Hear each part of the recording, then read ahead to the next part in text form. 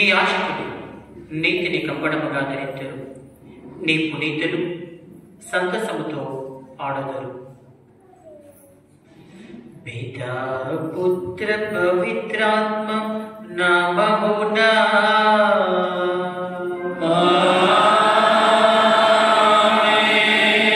నాథుడైన యేసుక్రీస్తు కృప, సర్వేశ్వరుని ప్రేమ, పవిత్రాత్మ సహవాసము మీ అందరితో ఉండుగాక.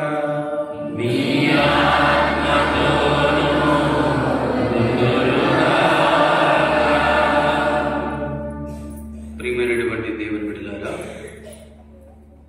ప్రతి మంగళవారము పునీత అంతోని వారి యొక్క మధ్యస్థ ప్రార్థనను అడుగుతూ ఎంతో మంది అద్భుతాలు, ఆశ్చర్య కార్యాలు వారి జీవితాల్లో స్వీకరిస్తూ ఉన్నారు.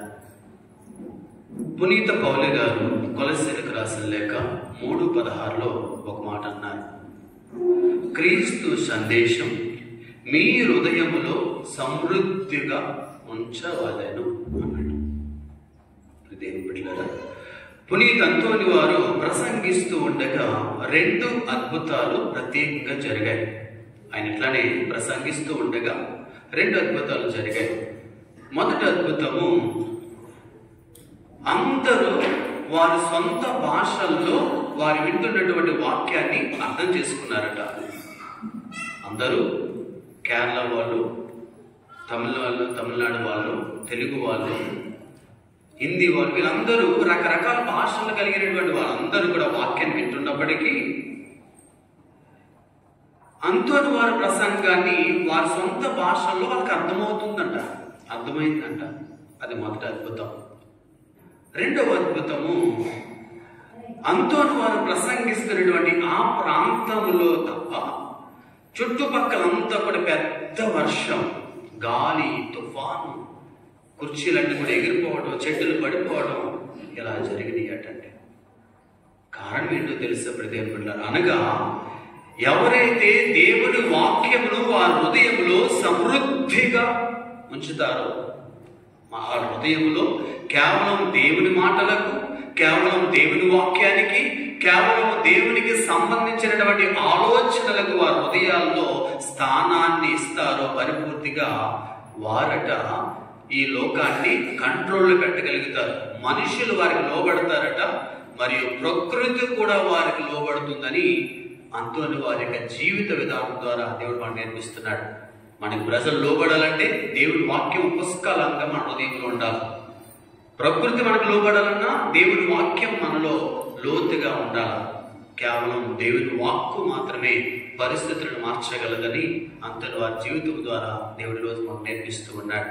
యేసువా వందనం, యేసువా స్తోత్రం, తండ్రి వందనం, తండ్రి స్తోత్రం. కనుక ప్రియ దేవుని బిడ్డలారా, కళ్ళు మూసుకొని కుడి చేతిని మన హృదయం మీద పెట్టుకుంటూ, పునీత అంతోని వారి వలె నా హృదయం అంతా దేవుని వాక్యం చేత నింపబడుతూ ఉందా, లేదా లోక ఆశలతో, లోక తలంపులతో, పిచ్చి పిచ్చి ఆలోచనలతో నా హృదయాన్ని పాడు చేసుకుంటున్నానా? ఆత్మ పరిశీలన చేసుకొని ప్రభు నుంచి పాప క్షమాపణ అడుగుదాం.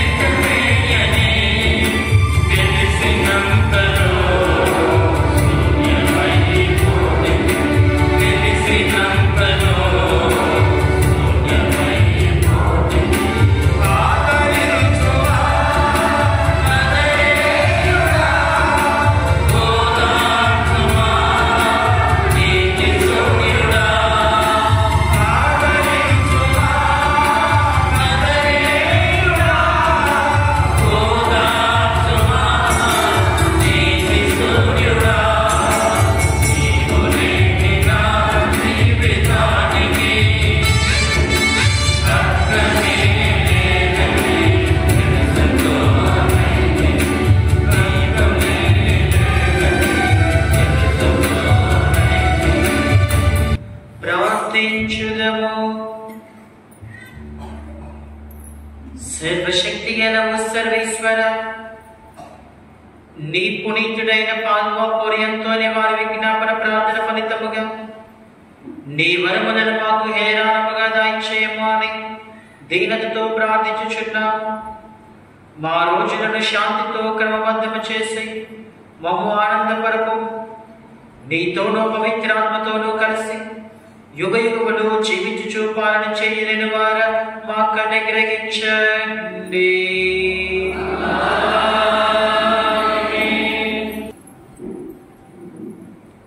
దేవుడు ప్రేమ స్వరూపుడు. మొదటి పట్టణము పునీత యోహాను రాసిన మొదటి లేఖ 4వ అధ్యాయము దివ్య వచనములు 7వ వచనం నుండి 10వ వచనం వరకు. పునీత యోహాను రాసిన మొదటి లేఖ 4వ అధ్యాయము దివ్య వచనములు 7వ వచనం నుండి 10వ వచనం వరకు. ప్రియమిత్రులారా, ప్రేమ దేవుని నుండి పుట్టినది కనుక మనము పరస్పరము ప్రేమిద్దుము. ప్రేమించువాడు దేవుని మూలముగా జన్మించున్నాడు. అతడు దేవుని ఎరిగిన వాడను. దేవుడు ప్రేమ స్వరూపుడు కనుక ప్రేమింపని వాడు దేవుని ఎరగని వాడే. ఆయన ద్వారా మనము జీవమును పొందగలుగుటకు దేవుడు తన ఒకే ఒక కుమారుని ఈ లోకమునకు పంపెను. దేవుడు మనపై తనకు గల ప్రేమను ఇప్పుడు ప్రదర్శించెను.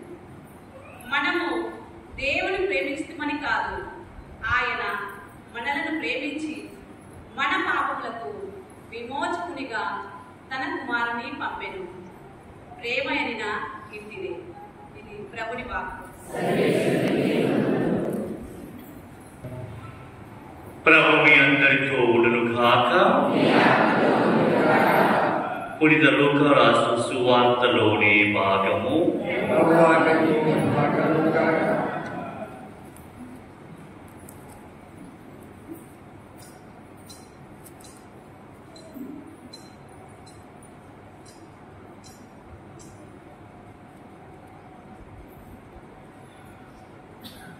లూకా సువార్త 18వ అధ్యాయం వచనములు 9 నుంచి 14 వరకు. లూకా సువార్త 18వ అధ్యాయం వచనములు 9 నుంచి 14 వరకు. పిమ్మట యేసు తాము నీతిమంతులమని మరియు తక్కిన వారు నీచులని ఎంచుకొని కొందరిని ఉద్దేశించి ఈ ఉపమానం చెప్పాను. ప్రార్థనగా 2 దేవాలయాలకు వెళ్ళిరి. ఒకడు పరిసయ్యుడు, మరొకడు సుంకరి. పరిసయ్యుడు నిలుచుండి తనలో తాను, ఓ దేవా, నేను ఇతరుల వల్లే లోబిని అన్యాయం చేయవాడను, వ్యభిచారిని కాను, ఈ సుంకరి వంటి వాడను కాను, అందులకు నీకు కృతజ్ఞుడను. నేను వారములకు 2 మార్లు ఉపవాసముందును, నా ఆదాయం అతనిలో 10వ వంతు చెల్లించున్నాను అని ప్రార్థించాను. కానీ సుంకరి దూరంగా నిలబడి కనులైనను పైకెత్తటకు సహసింపక రొమ్ము బాదుకొనొచ్చు, ఓ దేవా, ఈ పాపాత్ముని కనికరింపుము అని ప్రార్థించాను.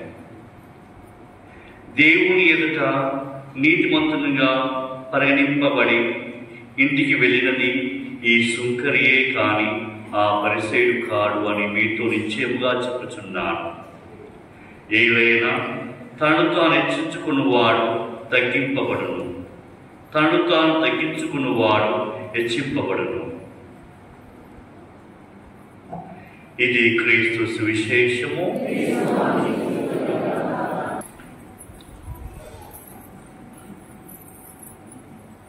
దేవుని యొక్క వాక్యాన్ని ధ్యానించే సమయంలో వాక్కు రూపంలో ఉన్న దేవుడు మనతో మాట్లాడుతున్నాడు. కాబట్టి మన హృదయంతరంగంలో నింపి దేవుని వాక్కు చేత మన జీవితాలు నింపబడాలి అని ప్రార్థించుకుందాం. చేతులు జోడించి కథ మూసుకొని, ప్రేమకు నిలమైన దేవా,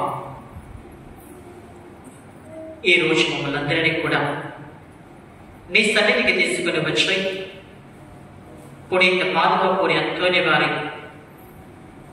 జీవితాన్ని మేము ధ్యానిస్తూ ఆయన పుణ్యాత్మని జీవితంలో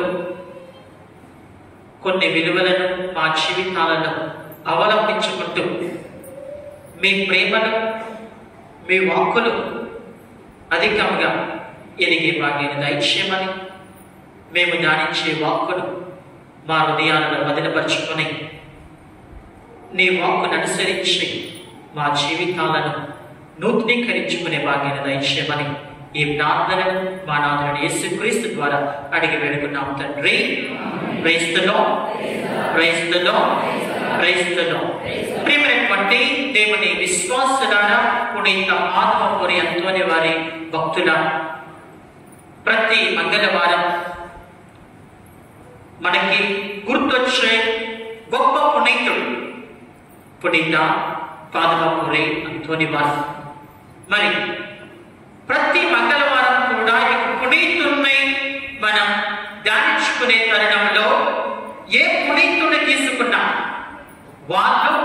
వాళ్ళకి తోచిన రీతిలో దేవుడు వాళ్ళని పిలుచుకున్న పిలుపుని బట్టి దేవుడి ప్రేమలో ఎదుగుతూ దేవుడి దృష్టిలో వినయాన్ని కనపరిచి జీవితం జీవించాం. అందుకే ఈనాడు మనం చదువుకున్న పట్టణాల్లో మనకి బోధించే గొప్ప సత్యం, మీరు నేను కూడా దేవుని వాక్కుతో నింపబడాలి, దేవుని వాక్కు చేత మన జీవితాలు ఆశీర్వదింపబడాలి అనే జీవితాన్ని కొనసాగించే దశలో కథోలిక తల్లి సభ ఈ రోజు మనకి అందించే రెండు గొప్ప అంశాలు: దేవుని ప్రేమ, మనిషి వినయం. అందుకే మనం చదువుకున్న మొదటి పట్టణంలో పునీత యోహాను గారు రాసిన మొదటి లేఖలో చెబుతున్న గొప్ప మాట, దేవుడే ప్రేమ స్వరూపి. అందుకే యోహాను గారు రాసిన సువార్త 3వ అధ్యాయం 19వ వచనంలో మనం చూస్తూ ఉన్నాం, దేవుడు యొక్క ప్రేమ స్వరూపి కాబట్టి లోకముని ఎంతగానో ప్రేమించాడు. తను ప్రేమించిన ప్రేమకు ప్రతిఫలం మొన్న మనం జరుపుకున్న క్రిస్మస్ పండుగ. అంటే దేవుడు సమస్త మానవాళి మీద తనకున్న అపారమైన ప్రేమకు గుర్తుగా తన ఏకైక కుమారుడిని ఈ భూమి మీదకి పంపించాడు.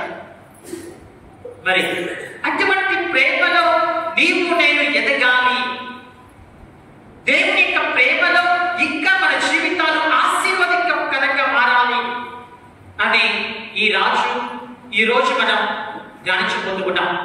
ఎందుకంటే ప్రతి పునీతుడు, ఏ పునీతుడు తీసుకున్నా ఈ రోజు మనం ధ్యానిస్తున్న పునీత పాదుకపూరి అంతోని వారి జీవితాన్ని తీసుకున్నా కానీ దేవుడు వాళ్ళు ఎంతో ఘనంగా ప్రేమించారు.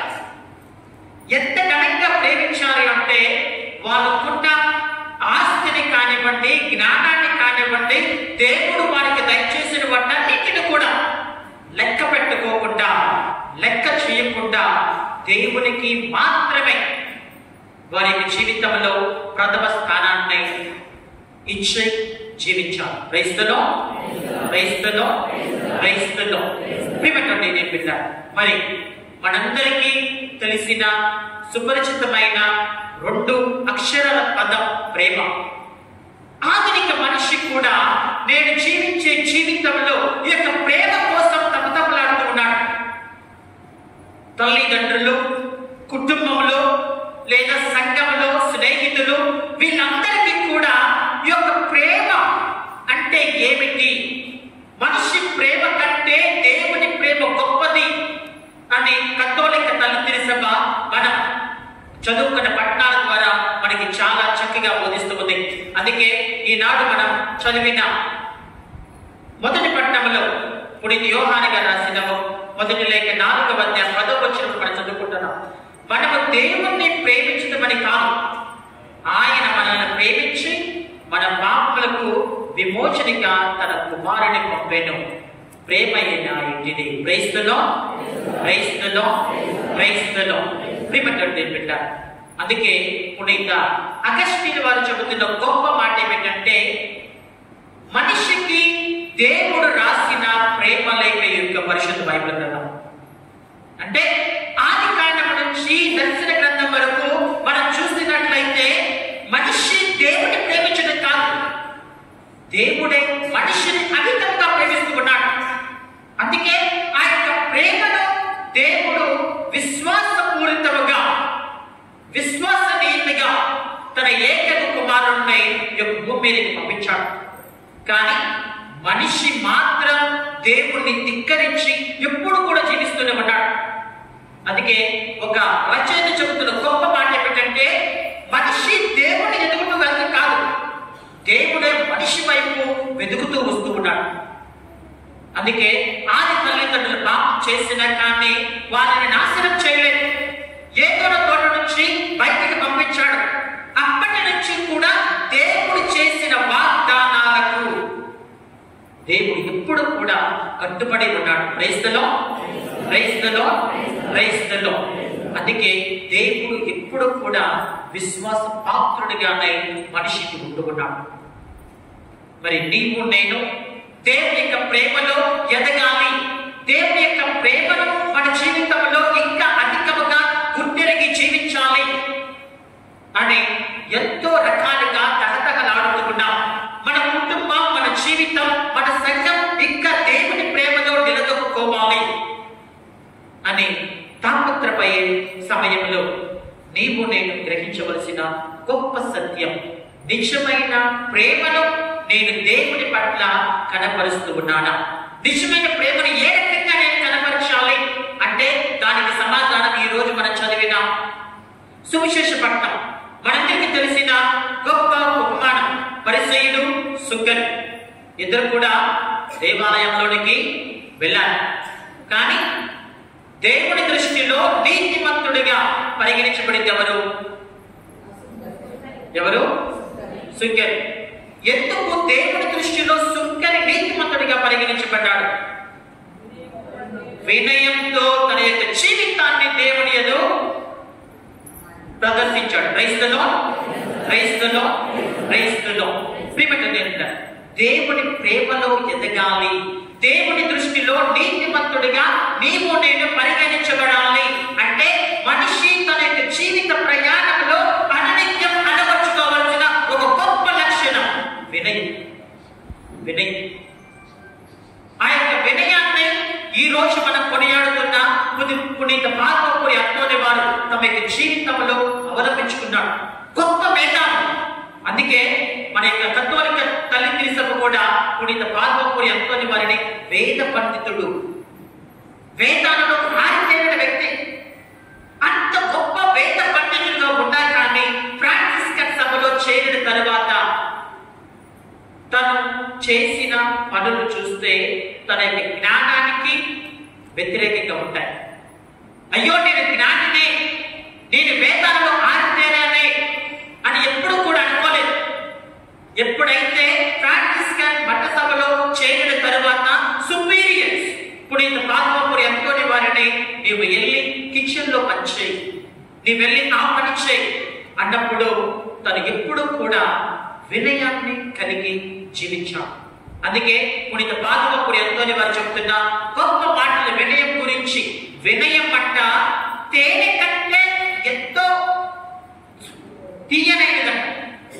ఏ వ్యక్తి అయితే ఈ యొక్క తేనె వినయాన్ని తమ యొక్క జీవితంలో కనుగొని అవలంబించుకొని జీవిస్తాడో ఆ వ్యక్తి నిత్యమైన ప్రతిఫలాన్ని, ఆ యొక్క వ్యక్తి నుంచి దేవుని యొక్క కార్యాలు, ఆ యొక్క వ్యక్తి నుంచి ఆత్మీయ ఫలాలు దేవుడు రాబడుతూనే ఉంటాడు.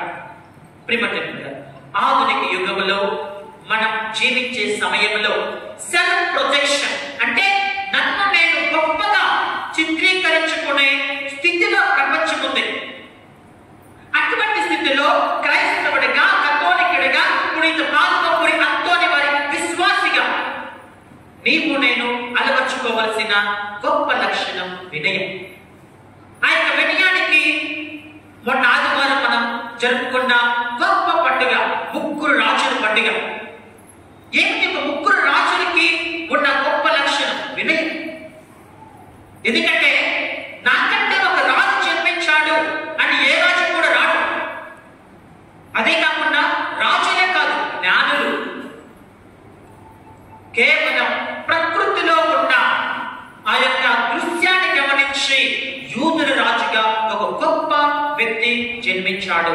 ఆ వ్యక్తిని మేము కనుగొనాలి అని వాళ్ళ యొక్క రాజ్య స్థానాన్ని నుంచి దిగి వచ్చి దైవత్వము నుంచి మానవత్వంలోనికి దిగి వచ్చిన క్రీస్తు ప్రభుని ఆరాధించడానికి ఒక తోక చుక్కను చూసి వచ్చి ఆరాధించారు. క్రైస్తలో క్రైస్తలో క్రైస్తలో ఆ ముగ్గురు రాజులు హేరోదు రాజు దగ్గరికి వచ్చి అడుగుతూ ఉన్నారు, యూదుల రాజులుగా జన్మించిన శిశువు ఎక్కడ?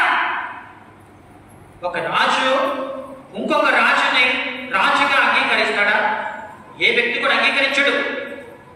ఏదైనా రాజు వచ్చి నా యొక్క రాజ్యాన్ని దండెత్తుతున్నాడంటే భయంతో ఒడిగిపోతూ ఉంటారు. నా రాజ్యం ఏమైపోతుంది, నా జీవితం ఏమైపోతుందో అని. కానీ ఈ ముగ్గురు రాజులు కూడా నాకంటే ఒక అధికుడు జన్మించాడు. జన్మించిన వ్యక్తి సామాన్యమైన రాజు కాదు.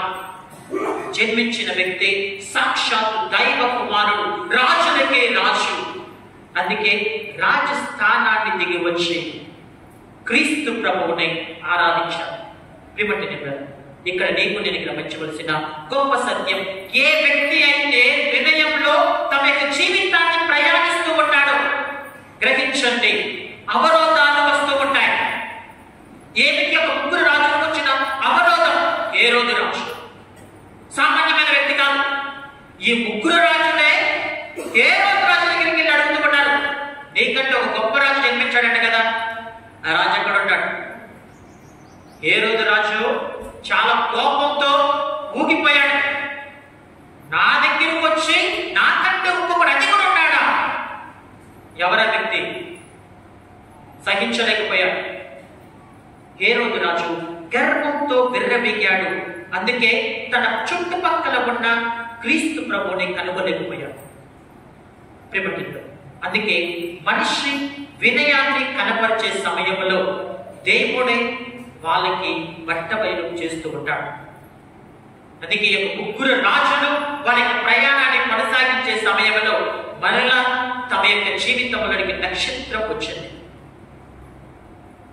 మన జీవితాల్లో కూడా వినయాన్ని కనపరిచి జీవిస్తుంటే సమయంలో అవరోధాలు వస్తాయి. ఏదో రాజులాగా అనేకమైన ఇబ్బందులు వస్తాయి. జీవితం ఒక్కోసారి ఎటువంటి స్థితిలోనికి వెళుతుందో అని ఏ యొక్క తోపచొక్కు కూడా కనపడిన స్థితిలో జీవిస్తూ ఉంటాం. కానీ విశ్వసించండి, నమ్మండి. పరిశుద్ధ బైబిల్ గ్రంథం చెబుతున్న గొప్ప మాట, ఏ వ్యక్తి అయితే దేవుని సన్నిధిలో తనను తాను తగ్గించుకొని జీవిస్తూ ఉంటాడో దేవుడు ఆ వ్యక్తిని ఎప్పుడు కూడా హెచ్చింపచేస్తూ ఉంటాడు. క్రైస్తలో క్రైస్తలో క్రైస్తలో. అందుకే ప్రపంచంలో అనేకమైన రాజులు వచ్చినా కానీ ఈ యొక్క ముగ్గురు రాజులకే క్రీస్తు ప్రభువు చెంతకు చేరారు. కాబట్టి వారిని ఒక పండుగగా కొనియాడుతున్నాం. అది వినయానికి ఉన్న గొప్ప అదృష్టం. అటువంటి వినయాన్ని ఈ రోజు మనందరం కూడా అవలంబించుకొని జీవించాలి అని పునీత పాల్వపూరి అంతోని వారి జీవితం మనకి చాలా చక్కగా బోధిస్తుంది. ఉపోద్ఘాతంలో ఫాదర్ గారు చెప్పారు, తను చెప్పిన సమయంలో అనేకమైన అద్భుతాలు జరుగుతూ ఉన్నాయి. చాలా మంది దేవుని విశ్వసిస్తూ ఉన్నారు. ప్రకృతి సైతం కూడా పునీత పాల్వపూరి అంతోని వారి మాటలు ఆనందిస్తూ ఉంటాయి. కానీ ఇన్ని జరిగినా కానీ ఆ వ్యక్తి జీవితంలో ఎప్పుడూ కూడా గర్వం దానికి చోటు లేదు. కేవలం నేను చేస్తున్న కార్యం దేవుని కార్యం, నేను తలపెట్టిన కార్యం దేవుని యొక్క వాక్కులో ఎదగటం, దేవుని యొక్క వాక్కును ఇంతగా నా నుంచి దేవుడు ప్రేరేపణ చేస్తున్నాడు అంటే ఇది నా గొప్పతనం కాదు, దేవుని యొక్క మహిమ. అటువంటి జీవితాన్ని పునీత పాల్వపూరి అంతోని వారు అవలంబించుకొని జీవించారు. కాబట్టి యావత్ ప్రపంచం ప్రతి మంగళవారం వచ్చినా కానీ గుర్తుంచుకొని ఆ యొక్క పునీతుడి దగ్గరికి వెళ్ళి ఎన్నో వరాల కోసం ప్రార్థిస్తూ ఉంటారు. మనిషి పునీతుడిగా ఎదిగే సమయంలో, ఒక పుణ్యాత్ముడిగా మారే సమయంలో దేవుని దృష్టిలో నిన్ను నీవు తప్పించుకుంటే తప్ప నీవు ఎప్పుడు కూడా ఒక పుణ్యాత్ముడిగా ఎదగలేదు. ఆత్మపరిచయం చేసుకుందాం. ఎందుకంటే మనకి అష్టభాగ్యాలలో ఒక భాగ్యం వినమ్రులు ధన్యులు, వారు భూమికి వారసులగుదురు. క్రైస్తవులు అదే విధముగా ఇంకొక గొప్ప వ్యక్తి, తనను తాను తగ్గించుకున్న వ్యక్తి పునీత స్నాపకుడు యోహాను. దేవదూత వచ్చారు ఎలిజబెత్ దగ్గరికి, నీకు ఒక శిశువు జన్మిస్తూ ఉంటాడు. అంతా చెప్పినా కానీ పునీత స్నాపకుడు యోహాను పలుకుతున్న గొప్ప మాట ఏమిటంటే, నాకంటే అధికుడు ఒకడు వస్తూ ఉన్నాడు.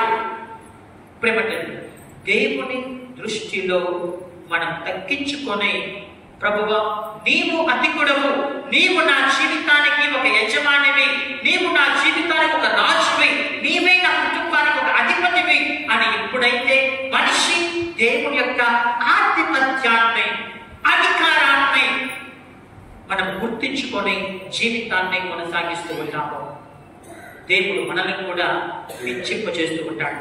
అందుకే స్నాపకుడు యోహాను, నేను అతని పాద రక్షను విప్పడానికి కూడా యోగ్యుని కానని పలికినప్పుడు యేసు ప్రభు స్నాపకుడు యోహానికి ఇస్తున్న గొప్ప బిరుదు ఏమిటా బిరుదు?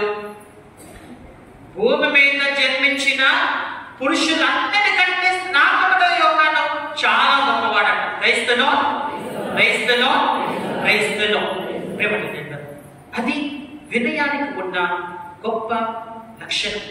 అందుకే పరిశుద్ధ బైబిల్ గ్రంథం కూడా చెబుతున్న గొప్ప మాటలు ఏమిటి? నేను నా జీవితంలో వినయాన్ని కనపరిస్తే దేవుడు నాకేమిస్తాడు?